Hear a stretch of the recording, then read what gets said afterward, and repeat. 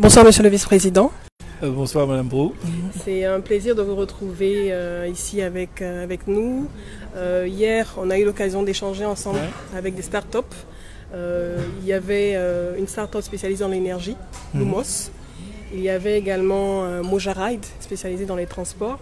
Et il y avait enfin Weasel, spécialisé dans les moyens de paiement électronique. Qu'est-ce que vous avez retenu de ce débat, de ces échanges, que vous avez aussi voulu un peu à bâton rompu, sans faux fuyants? J'espère qu'on n'aura pas de faux fuyants pendant notre échange. Alors, qu'est-ce que vous en avez pensé? J'ai trouvé d'abord qu'il y avait beaucoup de dynamisme et beaucoup de variété. Je crois que vous avez fait un excellent travail d'amener des gens qui soient dans différents secteurs. On parle souvent que du FinTech. Oui. Et le FinTech, c'est pas le tout de l'écosystème des startups. Donc on a eu des gens qui travaillent sur le secteur du transport, la mobilité urbaine, et ça c'était très intéressant parce que je venais juste de visiter un de nos projets qui parlait justement de mobilité urbaine. On veut faire le Rapid Bus à Abidjan. Qu'est-ce que c'est le Rapid Bus Transit? Avoir un métro sur bus. Hein? Okay. Donc on prend une voie, on la dédie à un bus, un long bus qui peut transporter beaucoup de gens en même temps. Et donc comme la ligne est dédiée, ils peuvent aller très vite et peuvent déplacer beaucoup de personnes en même temps. C'est un peu, pour ceux qui connaissent un peu l'Europe, c'est un peu le même concept des bus en Europe. Vous voyez, il y a les ceintures, oui. La petite ceinture en France, il y a les lignes spécialisées de bus. C'est un peu le même concept. Donc, mais c'est encore mieux parce que on a des stations qui sont surélevées, qui fait que le transfert des passagers du bus à la station se fait beaucoup plus rapidement, comme dans un métro. C'est ça. Donc, ça a été expérimenté en Amérique latine, ça a été beaucoup fait en Colombie, au Brésil, et ça a permis vraiment d'améliorer la mobilité urbaine. On l'a fait en Tanzanie, on est en train de le faire au Sénégal actuellement à Dakar. Et donc, voir des applications qui ont été développées dans ce domaine, qui permettront justement de faciliter le transport, d'aider un peu le secteur informel à faire les transferts de passagers des quartiers les plus reculés au centre de collecte autour des BRT. C'est quelque chose de très très intéressant. On a vu également le solaire, c'est le domaine qui m'intéresse beaucoup, comment aider à accélérer l'accès aux populations qui sont sont en dehors du réseau, voilà, le dernier kilomètre. Et ça, c'était très très intéressant. Donc, du dynamisme et surtout des applications qui sont appliquées, qui sont très adaptées à la réalité que nous vivons en Afrique. Donc, ces startups qui étaient présentes, donc il y avait Franck Wessé, il y avait Stéphanie Assé, qui sont de Mojaride, il y avait Ken Kakena de Weasel et enfin Franck Wakou de Lumos. Ils ont exposé aussi leurs difficultés parce que être une start-up, et surtout en Afrique, c'est des triples, en tout cas des quadruples défis au quotidien. Ouais. Ils font des choses extraordinaires au quotidien, mais ils ont besoin d'être accompagnés. L'objectif et le thème de ce débat, c'était digital pouvait aider à accélérer en fait des outils digitaux, pouvait aider à accélérer le développement de nos infrastructures dans nos différents pays. Et ces startups au quotidien essaient de trouver des solutions. Qu'avez-vous pensé des difficultés qui vous ont exposées et qu'est-ce que vous pensez pouvoir être capable de faire ou de proposer en termes de solutions ou de cadres réglementaires qui peut les aider à développer leurs activités? Le type de défis auxquels ils font face, il y a d'abord les défis réglementaires. Quand on parle de FinTech, si on veut un peu contraster ce qui se passe en Afrique de l'Est, particulièrement au Kenya, où on a vu avec M-Pesa un développement très rapide et une pénétration énorme du mobile banking. Et ce qui se passe en Afrique de l'Ouest, on voit qu'il y a un petit contraste et une des grandes différences est due à la réglementation bancaire. La supervision des établissements bancaires et financiers est faite de manière un peu plus rigide dans la zone. C'est tout à fait normal parce que les traditions sont différentes et ça prend un temps d'adaptation. J'ai cru comprendre dans les échanges hier que la Banque centrale était assez ouverte à des innovations. Et je crois comment est-ce qu'on peut pousser de plus en plus ces innovations. La BCAO. Okay. La Banque centrale, oui. Donc pousser ces innovations, essayer de voir ce qu'on peut faire reculer encore les règlements, de manière à ce qu'on puisse avoir une bancarisation qui soit de plus en plus développée. Une autre chose, c'est essayer d'un peu d'aider à interfacer les jeunes dans le FinTech avec les décideurs. Oui. Je crois que c'est toujours un défi. Quand on parle à ces jeunes entrepreneurs, ils nous disent, écoutez, on n'a pas toujours accès aux décideurs. Donc peut-être que nous, dans notre position, on peut aider à faciliter ce rapprochement, cette discussion, cette interface qui souvent permet est une approche gagnant-gagnant parce que en fait, ils aident à résoudre des problèmes auxquels font face les décideurs, mais également, ça permet de développer un écosystème qui devient de plus en plus robuste. Le troisième élément, c'est d'essayer de favoriser les échanges entre les startups en Afrique. Quand on voit un peu ce qui se passe en Afrique, on voit toujours qu'en Afrique de l'Est, particulièrement au Kenya, on a un écosystème qui est plus développé, plus dynamique, avec plus de capitalisation, plus de deals qui sont faits. Et comment est-ce que utiliser ce dynamisme, en Afrique de l'Ouest et avoir plus d'échanges, je crois que ceci est important. Surtout aussi entre les deux zones, entre les startups et les entreprises innovantes de ces deux zones qui parlent des langues différentes, mais qui vivent les mêmes réalités. Oui, souvent donc, le réflexe, c'est de dire qu'on n'a qu'à regarder ce qui se passe à la station F à Paris, on n'a qu'à de voir les grandes startups qui a les écosystèmes en France, mais je crois qu'il est aussi bon de découvrir l'écosystème à Nairobi, en Afrique du Sud, au Nigeria, qui sont les places les plus développées, mais aussi au Ghana et au Sénégal, qui font également des progrès. Donc je crois que pendant qu'on est en train de regarder au nord, je crois qu'on doit également faire le même effort de voir ce qui se passe au sud, et même dans le Maghreb. Oui. J'ai visité récemment The Greek Tech, ça s'appelle, je crois, au Caire, et c'était très très impressionnant de voir un peu cet écosystème qui est extrêmement dynamique. Donc ça c'est quelque chose qu'on peut essayer de faire, et on va essayer dans le cadre de notre initiative d'augmenter l'accès de la broadband en Afrique, essayer de rapprocher ces écosystèmes. Dernier point, c'est augmenter l'accès à la broadband, oui. Réduire le coût, parce que c'est un obstacle et de plus en plus. Est-ce que la Banque mondiale a comment je peux dire, la possibilité d'impacter le coût de la broadband? On est en train de lancer une très grosse initiative qui vise à augmenter l'accès à la broadband, okay. en Afrique.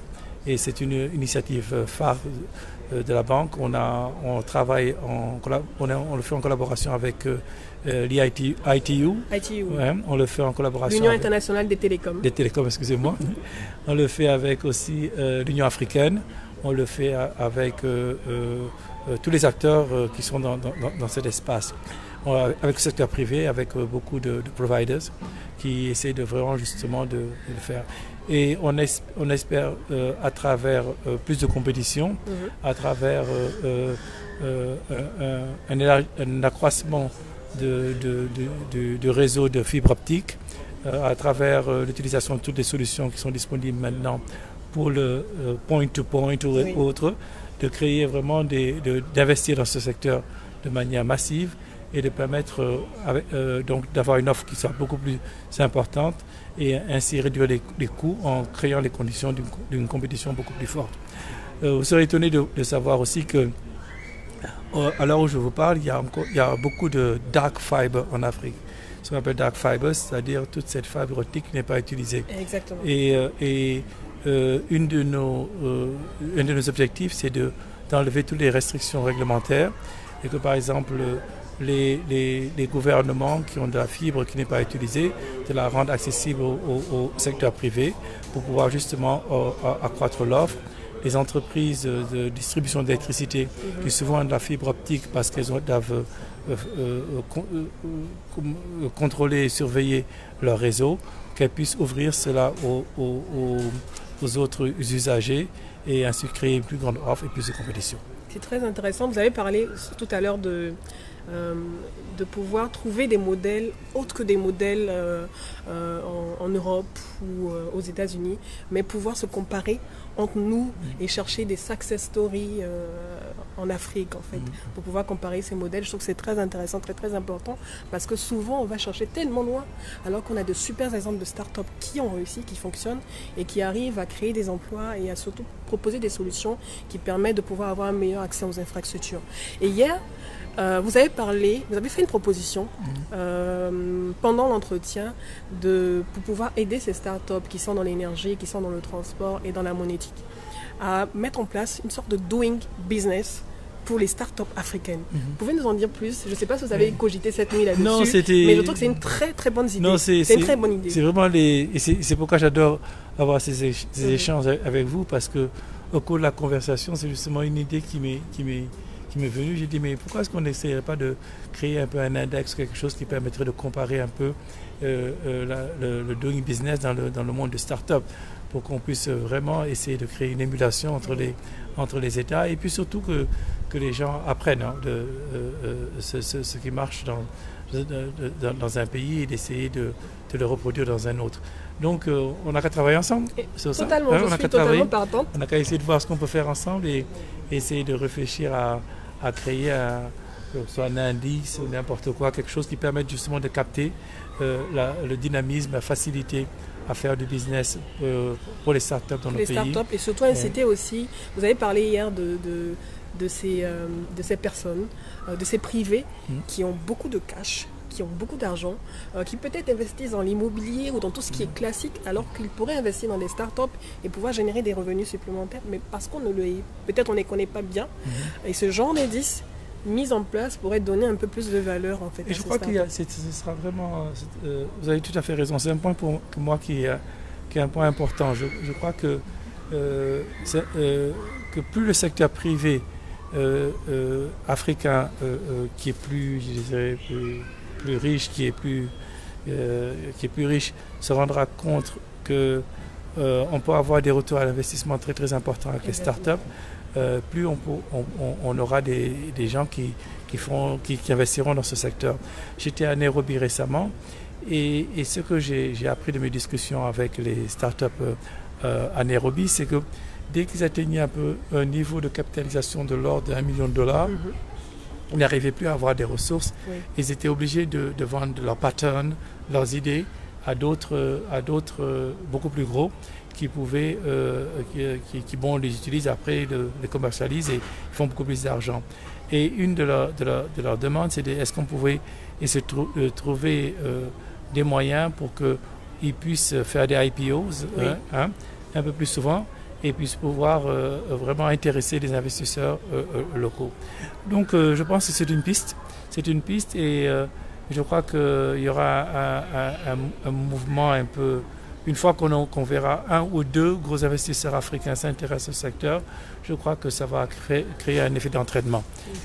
Donc il s'agit de voir quels seront les first movers, quels seront les premiers qui iront, et j'ai en tête 2 ou 3 gros investisseurs africains à qui je voudrais parler et leur suggérer de prêter une plus grande attention aux startups africaines. Et c'est aussi un moyen d'intégration régionale.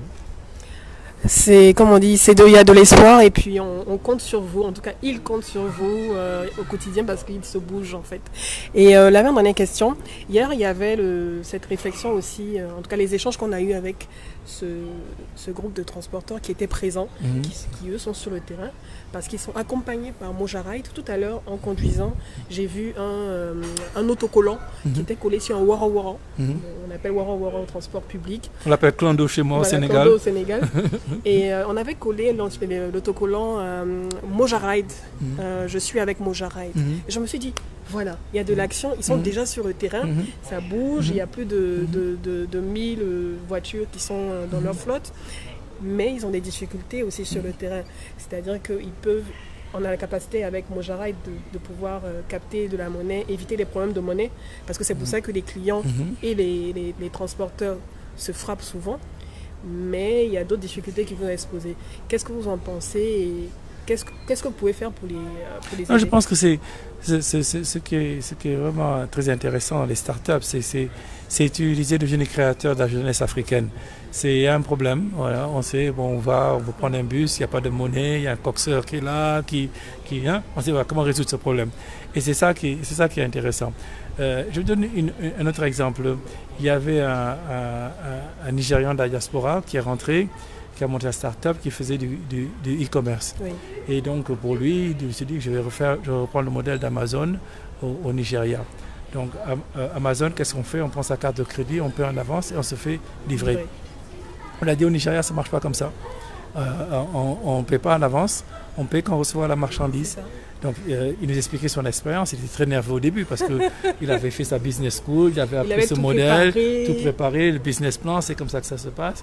On lui dit non, c'est pas comme ça que ça marche au Nigeria, c'est l'inverse de ce qui se fait aux États-Unis. Et donc quand il a lancé sa start-up et son application, il était très étonné de voir que les taux de paiement étaient identiques à ceux qu'on a sur Amazon ou une autre plateforme de cette nature, mais il avait compris que, bon, adapté à notre réalité, c'est quelque chose qui doit se prendre de manière différente. Et je suis sûr que cela pourra informer d'autres pays en dehors du continent africain qui justement diront « Ah, ce modèle qui s'est développé au Nigeria est intéressant à reprendre ». Donc je pense que les fintechs, c'est aussi une manière d'exporter notre savoir-faire en Afrique et de permettre à d'autres pays qui ont des expériences similaires d'avoir des solutions qui soient adaptées à leur réalité, et que ce ne soit pas toujours la question est-ce que vous savez ce qui se passe dans tel ou tel pays et comment vous pouvez le reproduire en Afrique. Et de dire écoutez, bon, on a résolu tel problème, mais peut-être que cette solution est aussi utile, pourra vous être utile dans votre pays, et je crois que c'est comme ça aussi qu'on fait bouger les choses. Très bien. J'ai une dernière question pour vous, Titi, un peu. Il y a eu beaucoup de débats là-dessus, en tout cas sur Twitter. Je salue Rebecca Enochang du Cameroun. Pour vous, c'est quoi une start-up africaine? C'est quoi son ADN? À quel moment on se fait appeler start-up africaine? Ça, c'est une question dure. Hein. Il y a le joker aussi. Là, vous m'avez vraiment... Non, je pense que c'est une start-up qui résout les problèmes qui sont posés en Afrique et qui utilise la technologie disponible dans le monde. Mais qui également a l'ambition de partager la solution africaine avec les gens d'autres parties du monde. Ouais. Et donc, pour moi, une start-up africaine, elle est africaine, mais aussi elle est internationale. Exactement. Et je pense que je ne souhaiterais pas qu'on soit enfermé nous enferme dans une boîte, dans une bulle en disant vous les Africains vous avez vos start-up. Une start-up à Station F en France, on ne lui demande pas si c'est une start-up française ou pas. Une start-up américaine à la Silicon, on ne lui demande pas. À Mumbai, c'est la même chose. Donc on n'a qu'à développer nos start-up, bien sûr pour résoudre en priorité les problèmes africains, mais aussi avec l'ambition que ces solutions pourraient être exportées en dehors du continent. Ok. Maintenant, la dernière, on va dire c'est la dernière des questions, parce que quand je discute avec monsieur le vice-président, moi aussi j'apprends énormément. J'apprécie sa disponibilité et il est proche des jeunes, il est à l'écoute. Et quelle est la prochaine action concrète que vous comptez mener à votre départ de la Côte d'Ivoire, avec tous les éléments que vous avez eus dernièrement, avec ces jeunes que vous avez rencontrés? Qu'est-ce que vous comptez faire précisément dans les 3 ou 4 prochains mois? D'abord, je veux essayer de travailler sur les 2 idées que nous avons eues hier. C'est comment essayer d'avoir quelque chose qui reflète un peu la compétitivité, la facilité à faire du business dans une start-up en Afrique. Je crois que ça peut être utile, que ce soit un index, je ne sais pas, on verra ce que c'est. Mais avoir quelque chose qui capte ce dynamisme et cette différenciation entre pays, je crois que ce sera quelque chose vraiment donner une très bonne idée dans la discussion. La deuxième chose, c'est essayer de donner une plus grande plateforme aux startups africaines. On parle souvent de, ce que je dis aux gens de mon âge, de ma génération, on parle souvent de la jeunesse, mais si on les laissait s'exprimer, ils s'exprimeraient beaucoup mieux que nous au sujet de leurs problèmes. Et nous avons eu récemment aux assemblées annuelles de la Banque mondiale une jeune Nigériane de 25 ans qui nous a blow up, nous tous, qui nous a vraiment... Comment elle s'appelle? J'ai pas son prénom en tête, c'est sur mon tweet, mais elle a vraiment... Elle a marqué tout le monde. Elle avait 25 ans, Wow. elle a une start-up, elle est venue, elle était dans le panel, on l'avait invitée sur le Digital Development en Afrique. Et elle nous a vraiment... elle a été la star et tout le monde, j'ai retweeté, tout le monde a retweeté son intervention. Et je voudrais donc faire plus de choses comme ça. Si on peut s'organiser peut-être aux prochaines réunions de la Banque mondiale, avoir un panel exclusivement de jeunes start-up africaines, sans moi, sans d'autres personnes, nous justement. Un véritable débat entre nous, ces start-up du continent qui ont des choses à se dire et qui au sorti de là peuvent avoir des idées communes pour développer l'écosystème. Et nous, qu'on soit là à vous écouter, qu'on soit là à vous écouter. Qu'on ne parle pas en votre nom, qu'on ne vous dise pas un peu ce serait bien pour vous. Vous savez très bien ce qu'il faut et nous, en fonction de vos idées, de vos suggestions, on pourra peut-être vous répondre à ce moment en tant que groupe de gens, facilitateurs de ce qu'on peut faire et surtout et peut-être ajuster nos interventions et les rendre beaucoup plus utiles à vos efforts. Donc pour moi, ces rencontres avec vous, avec les startups, c'est fascinant, j'apprends toujours et je sors là plus challengé. Super, on apprend toujours des plus petits que soi. Moi aussi j'apprends énormément des plus petits que moi. C'est toujours un plaisir d'apprendre parce que quand on arrête d'apprendre, c'est fini. Merci monsieur le vice-président. Merci Elie, c'est vraiment un plaisir d'être votre invité. Merci. À très bientôt, en tout cas, que ce soit ici ou ailleurs, dans un autre débat, dans d'autres échanges avec d'autres jeunes, ce sera un plaisir. Donc, bon voyage. Nous, on dit à quoi quand vous venez, mais après, pour le reste, c'est à voir. Je ne sais pas comment on dit pour... Là, je prends l'avion dans quelques heures pour Lomé. Oui. Et je vais parler aussi de